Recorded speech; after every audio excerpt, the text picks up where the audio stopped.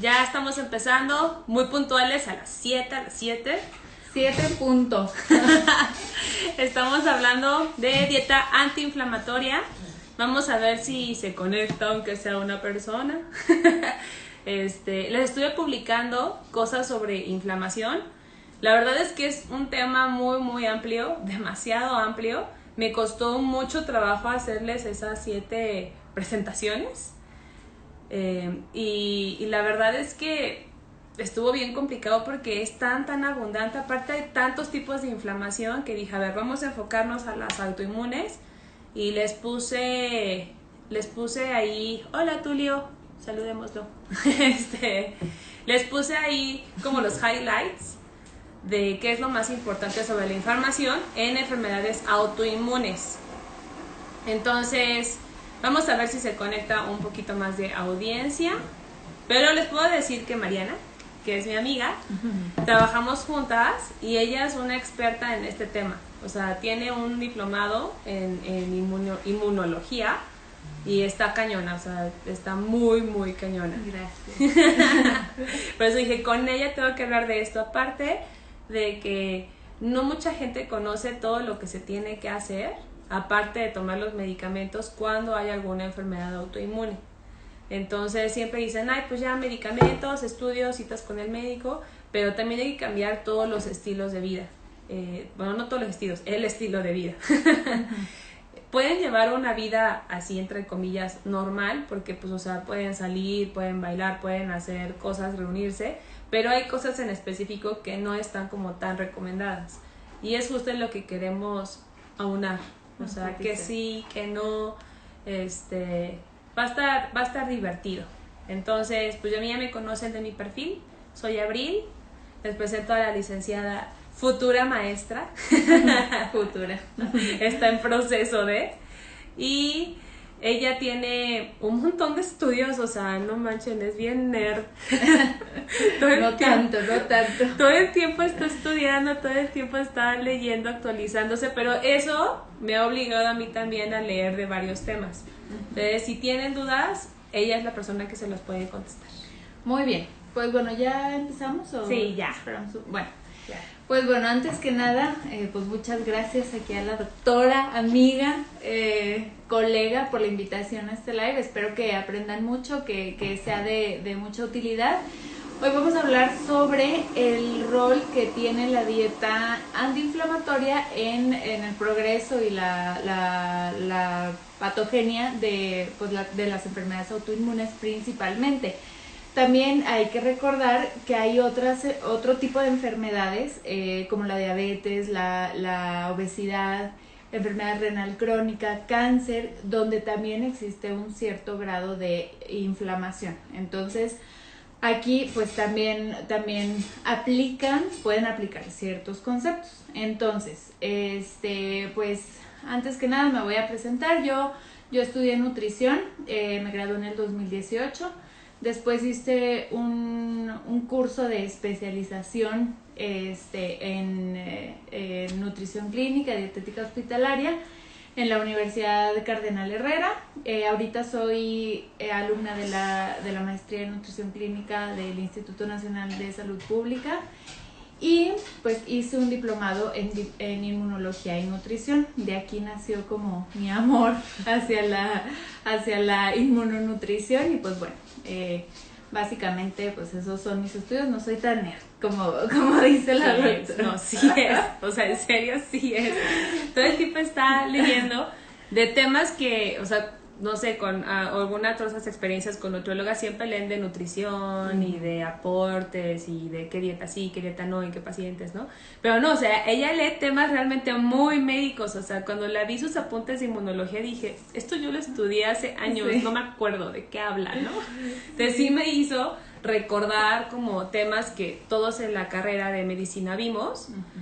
Y yo tuve una materia así de inmunología y híjole, o sea, sí está padrísima, pero está muy complicada. Entonces vamos a ver, ¿qué pasa con las enfermedades autoinmunes? Lo que sucede con estas enfermedades es que nuestros propios anticuerpos no conocen o no reconocen nuestros propios tejidos y los atacan. Por ejemplo, cuando yo me corto por XY, lo que pasa en mi cuerpo es que se desencadenan un montón de reacciones inflamatorias, pero que estas reacciones están hechas para cicatrizar. Cuando yo me corto porque me caí en el piso, pues hay bacterias, virus, hongos, ¿no? Entonces, estas células, normalmente son las células, los glóbulos blancos, células blancas, producen sustancias que causan inflamación. Esta inflamación se produce en la zona de la herida para fomentar una cicatrización a través de la fibrosis. Primero, como que forman el tapón para que ya no tengas tanta hemorragia y que tampoco entren bichos, y después empiezan a formar tejidos como de fibrosis para tapar, para sellar como ese hueco, esa herida, y ya después todo sana y queda una cicatriz, ¿no? Y queda la famosa cicatriz. Lo que sucede con las enfermedades autoinmunes es que este proceso de inflamación continúa, y no hay un proceso que lo detenga. Cuando es una inflamación aguda, cuando cicatriza mi herida, pues este proceso de inflamación se detiene. Pero cuando cuando la herida, por ejemplo, ya está cerrada, pero el proceso de cicatrización como que sigue, ahí es cuando hay problemas.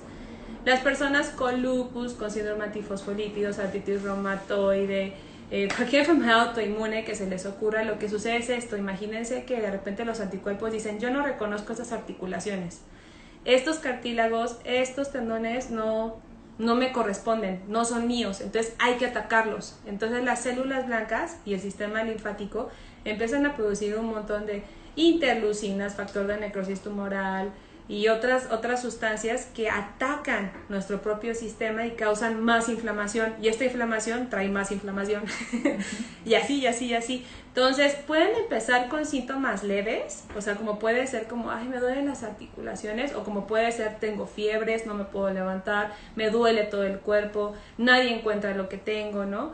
Y estas enfermedades suelen confundirse con algunas otras. Por ejemplo, la artritis, mucha gente dice: tengo artritis reumatoide, o sea, no, ¿es reumatoide o es osteoartritis, no? Mi familia tiene de artritis, o sea, pues artritis es solamente inflamación, pero para que sea reumatoide tiene que ser un proceso autoinmune. Puede ser una artritis porque a lo mejor tengo una infección y la bacteria se me fue a las articulaciones. Puede ser una artritis a lo mejor por cambios de temperatura. Entonces hay que aprender a diferenciarlos. Desafortunadamente, las enfermedades autoinmunes, la gran mayoría de ellas, da más en mujeres que en hombres. En la gran mayoría, no estoy hablando que todas cumplen con esta ley, ¿no? Pero es más en mujeres que en hombres, y también sucede más en los picos importantes como hormonales de la mujer, que es la menstruación o la menarca, que es la primera menstruación, que es en los embarazos y en la menopausia. Son como los 3 picos donde más pueden aparecer las enfermedades autoinmunes. La mayoría de las enfermedades autoinmunes son hereditarias. No todas, bueno, tienen un factor hereditario muy, muy importante. Entonces, cuando hay un antecedente de lupus, antifosfolípidos, artritis reumatoide, siempre hay que checar a las siguientes generaciones para ver si tienen este factor o no. Entonces, si yo tengo una paciente que ya tiene síntomas clínicos de una enfermedad que no parece aguda, o sea, que no parece de una enfermedad de corto tiempo, hay que siempre pensar que a lo mejor puede tener algo crónico que lo puede estar causando. Las enfermedades, por ejemplo, la artritis reumatoide, no es algo como que me apareció ayer y hoy, o sea, no va como que de poquito a más. En la artritis reumatoide, por ejemplo, siempre hay artralgias, dolor de las articulaciones, que principalmente puede dar en las mañanas, o sea, tiene esa característica de que da en las mañanas. Ahora, esta inflamación, como se los puse en los posts, y si no vayan a verlo, se acompaña normalmente de calor, o sea, sienten las manos calientes, o si de las manos están calientes. Ahora, no solamente es una articulación, sino son varias articulaciones. Cuando es una sola articulación, pues hay que estudiar a lo mejor si es por gota, si es por algún factor infeccioso, pero cuando son de múltiples articulaciones, hay que pensar que a lo mejor hay un proceso ahí que hay que frenar. Cuando la inflamación no se detiene a tiempo, ¿qué pasa? Lo que les decía, una fibrosis que ya no se puede revertir. Entonces es cuando los huesos y articulaciones se deforman. Cuando damos algún medicamento antiinflamatorio, pues detenemos este proceso. Los medicamentos que debemos dar normalmente en estas enfermedades, Pueden ser desde un clásico diclofenaco o un paracetamol, o pueden ir hasta unos medicamentos que son antinucleares, ¿no? Entonces, es bien difícil definir así como que este medicamento es para todos. No, siempre tiene que ser un tratamiento personalizado. No todas las enfermedades autoinmunes necesitan de tratamientos agresivos, pero hay algunas otras que sí, porque si no vuelven a tener una vida totalmente incapacitante. Entonces, Mariana nos va a decir como los highlights, los puntos importantes de qué tenemos que tomar en cuenta en nuestra alimentación y en nuestros estilos de vida cuando detectamos alguna enfermedad autoinmune. Muy bien, antes de empezar ya de lleno en el tema, era algo que platicábamos la doctora y yo, que muchas veces se confunde dos tipos de inflamación, ¿no? Muchos pacientes piensan que el tener una distensión abdominal o colitis es el mismo tipo de inflamación al que se produce en una enfermedad autoinmune, y no es así.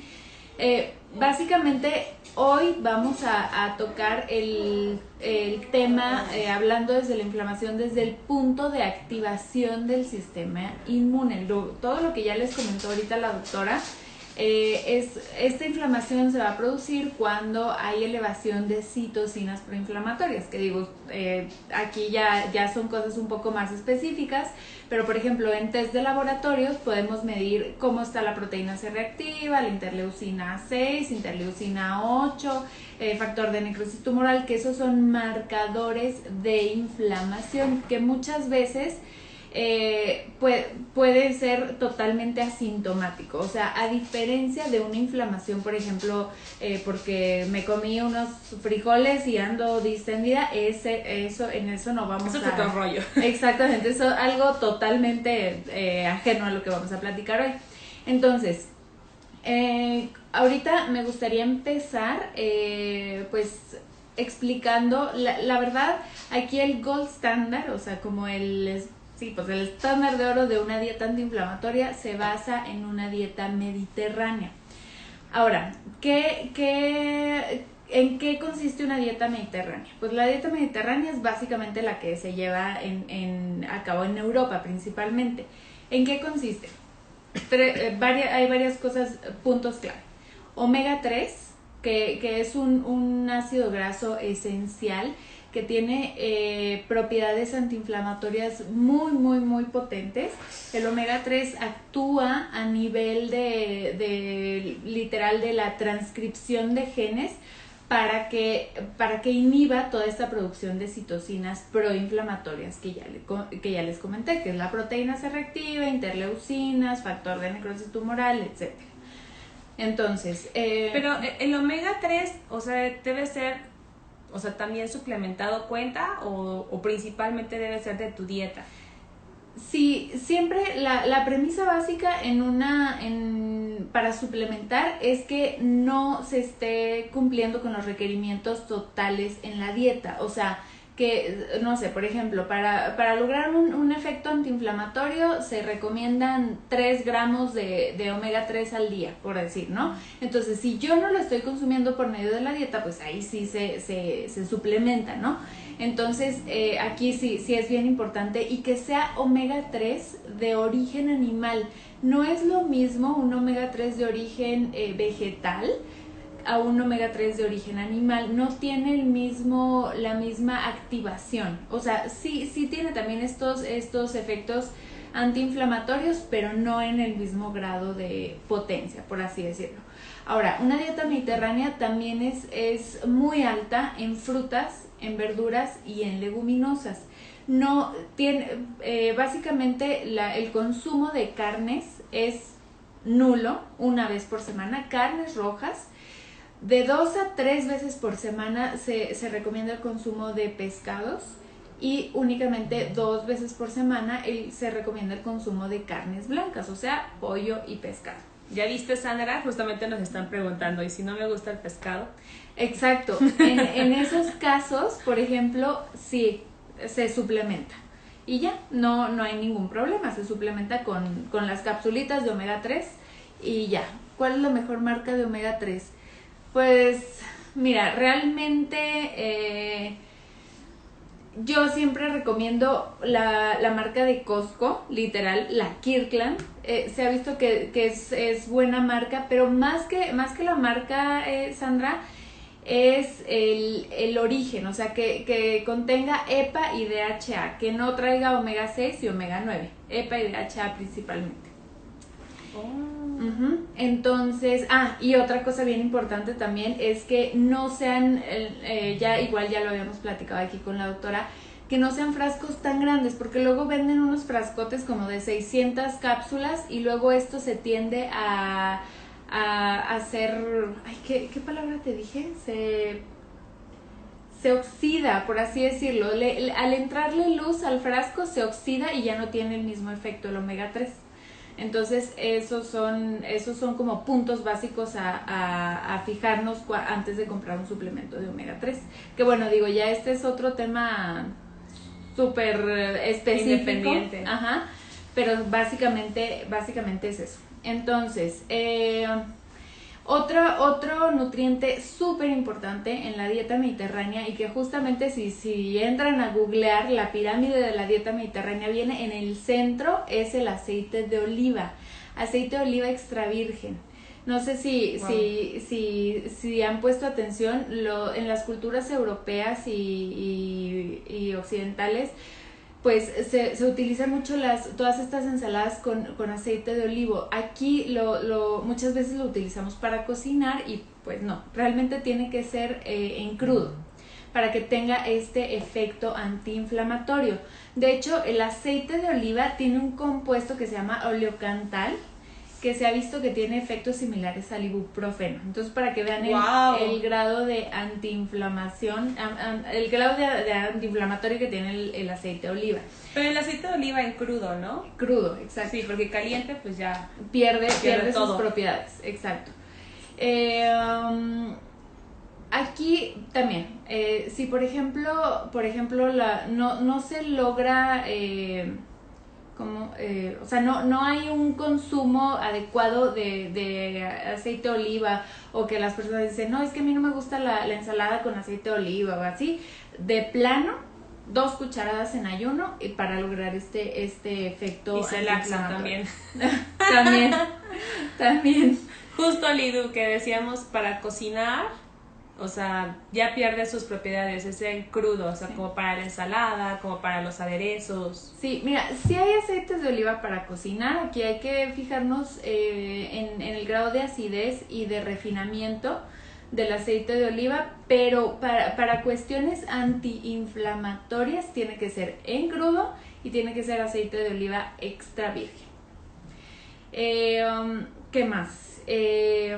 Bueno, aquí, vamos a dividir primero en nutrientes proinflamatorios, que realmente son pocos, azúcares, alimentos ultraprocesados y grasas trans. Son los máximos proinflamatorios. Entonces, muchas veces las personas creen que los azúcares son nada más los dulces, el azúcar que le pongo al café, las paletas, todo esto, y el pan, etcétera, y pues no.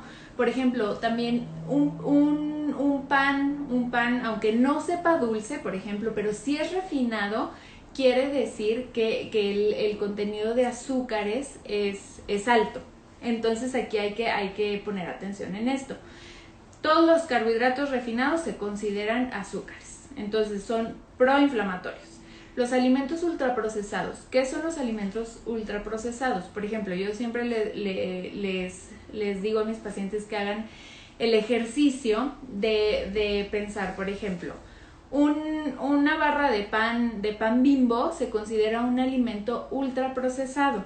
Si ustedes se fijan, por ejemplo, todos los ingredientes que trae una barra de pan Bimbo, es una lista de ingredientes de por lo menos 20. Entonces, si nos ponemos a pensar, realmente un pan, pues, ¿qué es? Harina, agua, huevo, nada más.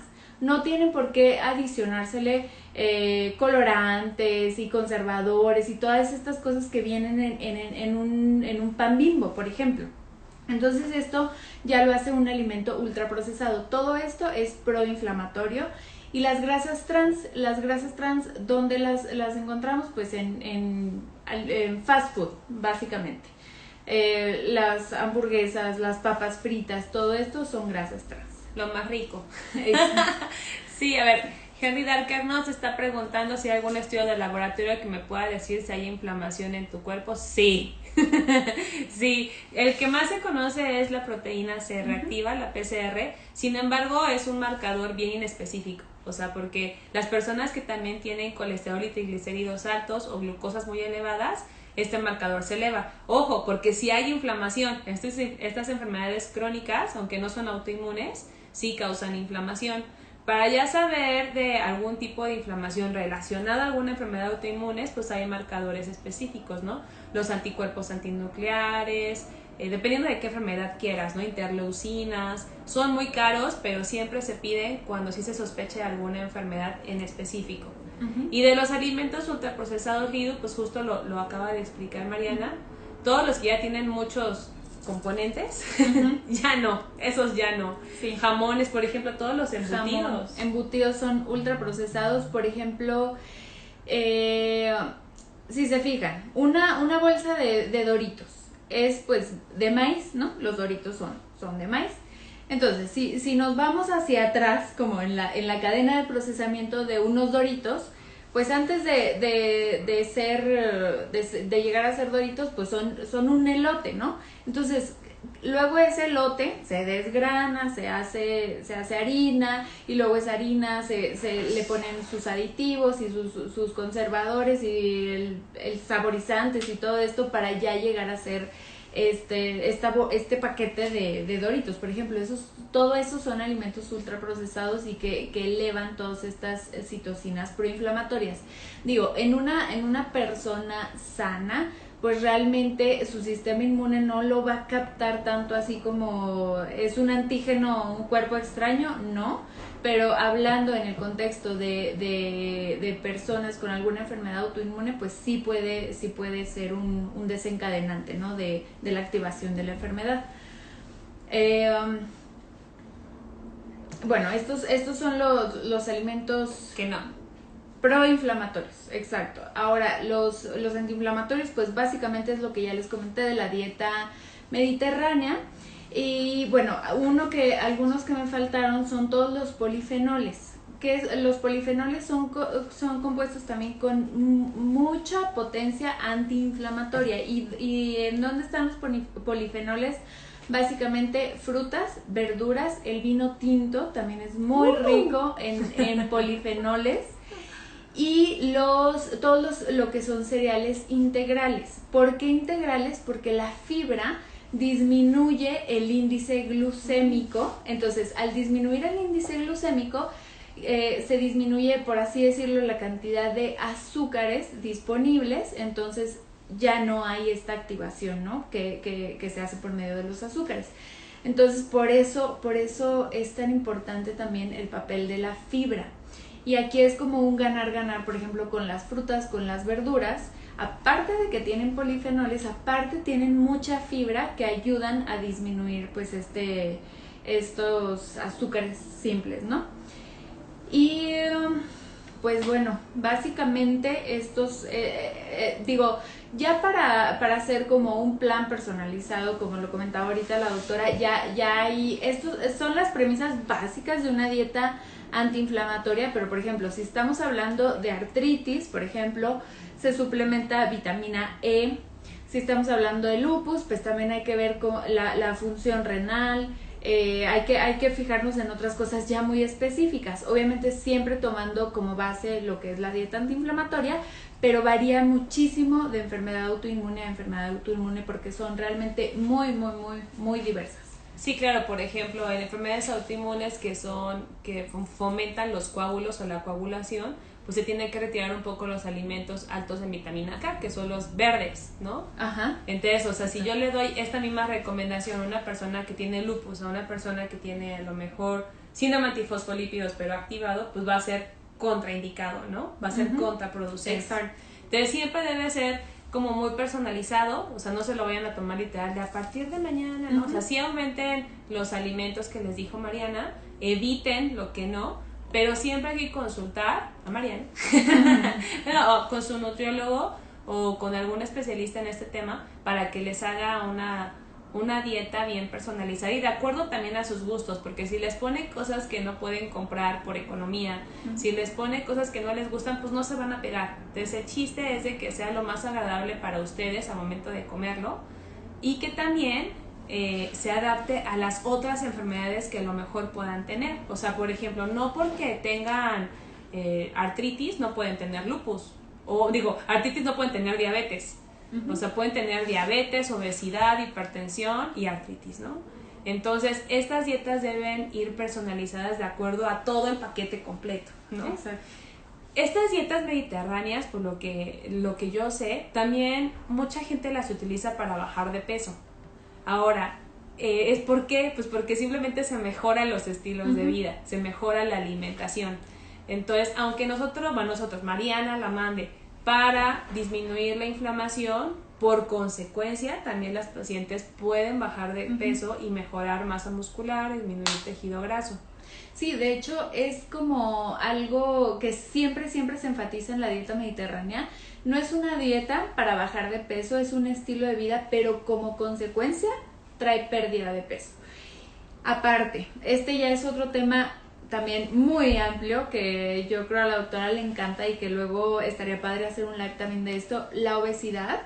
La obesidad también, simplemente el tejido adiposo produce per se muchas citocinas proinflamatorias que acompañado de ya una carga genética de susceptibilidad a una enfermedad autoinmune puede potenciar los efectos, los síntomas de una enfermedad autoinmune. Entonces, por eso también se busca pérdida de peso hasta cierto grado para evitar las consecuencias que puede traer la obesidad hacia el desarrollo de este tipo de enfermedades. A ver, Lidu dice que a su mamá le diagnosticaron artritis hace un tiempo y su médico le recomendó que hiciera una dieta vegetariana. Sí, totalmente sí. Sí, de hecho, justamente hay muchos estudios del papel de las dietas vegetarianas sobre estas enfermedades. Entonces, sí, porque volvemos a lo mismo, porque son de bajo índice glucémico, porque son altas en fibra, porque son altas en polifenoles. Bueno, aquí en este caso, por ejemplo, una dieta vegetariana, si es estrictamente vegetariana, sí se debe suplementar con omega 3 principalmente. Y Leonardo Macías dice que ¿por qué si hago una dieta mediterránea luego tengo la sensación de ya no tener hambre durante el día? ¿Por qué si hago una dieta? O sea, te quedas con la sensación de llenado siempre. Ajá. Se te quita el hambre, pues qué bueno. Por la fibra. Tal vez sí. Tal vez sea por la fibra. Por la fibra o por la proteína de alto valor biológico que da más sensación de saciedad. No sé, a lo mejor sí, eso claro. Ya es pues de cada paciente, ¿no? Pero qué padre. Sí. Qué bendito tú. Pues está muy inmenso este tema. Yo siempre tengo hambre. Yo siempre tengo hambre, pues doble dieta mediterránea. Sí. Está muy inmenso este tema, la verdad es que Mariana y yo nos hemos pasado mucho tiempo hablando sobre cosas inflamatorias, o sea, hay este paciente que tiene obesidad y que también tiene resistencia a la insulina, o sea, imagínate cómo están sus factores de inflamación y sus laboratorios así, siempre elevadísimos, ¿no? Entonces, esos pacientes no les vamos a dar un tratamiento antiinflamatorio como diclofenacos, paracetamoles, ibuprofenos o plaquenil o metotrexato, o sea, no le vamos a dar eso, pero sí podemos iniciar un tratamiento con la parte de alimentación, de ejercicio, que ese es otro tema que no habíamos tocado. ¿Qué tipo de ejercicio puede hacer una paciente o un paciente con enfermedades autoinmunes? Si está controlado, si no tiene activación de sus enfermedades autoinmunes, puede hacer casi cualquier tipo de actividad física o todas, pero cuando la enfermedad está activa, por ejemplo en el lupus o en artritis cuando tienen los ataques, pues no pueden hacer actividad de alto impacto. Por ejemplo, si hacen box, pues no, o sea, olvídelo. Si hacen contacto, o sea, ejercicios de contacto tampoco. Tienen que bajarle un poco la actividad. ¿Por qué? Porque cuando hay ejercicios de contacto que son muy rudos, se rompen las fibras musculares. Al romperse las fibras musculares, se liberan más factores proinflamatorios que activan aún más la enfermedad. No pueden asolearse, o sea, el sol está como bien contraindicado en este tipo de enfermedades. Y otra cosa, también por ejemplo, no pueden estar tomando alcohol como si no tuvieran ninguna enfermedad, o incluso pues drogas tampoco. Aunque se ha hablado mucho del CBD, por ejemplo, que es lo que contiene la marihuana como un factor antiinflamatorio, no está 100% comprobado en todas las enfermedades autoinmunes. Entonces, hasta que no esté realmente comprobado, pues siempre la sugerencia va a ser no lo hagas. Exacto. Y también otra cosa, todo esto que les acabamos de comentar sobre la dieta antiinflamatoria, recuerden que no sustituye el tratamiento médico, solamente es un coadyuvante para el tratamiento, ¿no? O sea, no quiere decir que por tomarme mis 2 cucharadas de aceite de oliva que tiene efectos similares al ibuprofeno, ya, con eso voy a dejar de tomar mis medicamentos. Pues no, siempre es de la mano con su médico, con la parte de nutrición, etcétera. Y otra cosa que no habíamos tocado el tema es el factor de estrés. O sea, el estrés, híjole, eso es uno de los principales factores que activan o que liberan más factores proinflamatorios, y en las personas con enfermedades autoinmunes, o sea, les va muy mal. A la par, y que siempre les he hecho como muchas sugerencias, es medicina, nutrición y psicología, siempre. ¿Por qué? Porque cuando a uno le diagnostican alguna enfermedad, la que sea, pero más un autoinmune que sabemos que por desgracia no tiene cura, entra un proceso de depresión y un proceso de estrés, porque no sé qué va a pasar con mi cuerpo, con mi vida y qué voy a hacer. Entonces, si yo no mejoro estos niveles de estrés, pues mi enfermedad va a aumentar y va a ser muy difícil de controlar. Entonces, para aceptar la enfermedad, para aprender a lidiar con ella, vivir con ella, porque no es luchar contra la enfermedad, no es una lucha, es aprender a vivir con la enfermedad, tienen que trabajar esa parte emocional. Exacto. También otra cosa que justamente estaba leyendo hoy en la mañana, estándares muy altos de higiene, o sea, higiene excesiva también puede desencadenar enfermedades autoinmunes. ¿Por qué? Porque no hay tanta exposición a patógenos o a antígenos, por así decirlo. Entonces, si no hay exposición, pues digamos que el sistema inmune como que se destantea y no sabe qué hacer, y ante cualquier agente extraño va a actuar en contra de él. Entonces también hay que ser bien conscientes hasta qué punto es bueno tener una higiene así totalmente rigurosa. Tampoco es la idea, ¿no? Todo con moderación. Exactamente. Todo con moderación, o sea, ni tan, ni muy. No pasa nada si algún día, si yo tengo artritis, me voy a tomar con mis amigos, o si me voy a la playa, o sea, por un día no pasa nada. Exacto. De vez en cuando, pero no un día cada 2. Exactamente. No. Entonces, todo con moderación. Si tienen más dudas, escríbanos, mándanos inbox en Inmuno-Nutrición o en mi perfil donde estamos ahorita. Nos preguntan que si tenemos paquetes. Sí, tenemos ahorita esta semana de promoción el paquete de consulta médica, consulta de inmunonutrición y de psicología, pero nos tienen que mandar un inbox, les mandamos el precio de paquete especial por este live y ya, nos vemos pronto. Puede ser en línea o presencial. Me dio mucho gusto ver que hubo interacción con mucha gente. Voy a compartir y guardar este live, lo vamos a compartir en otras redes sociales. Y los quiero mucho. Gracias. Bye. Ya estamos en vivo. Vamos a platicar de dislipidemias. Él es mi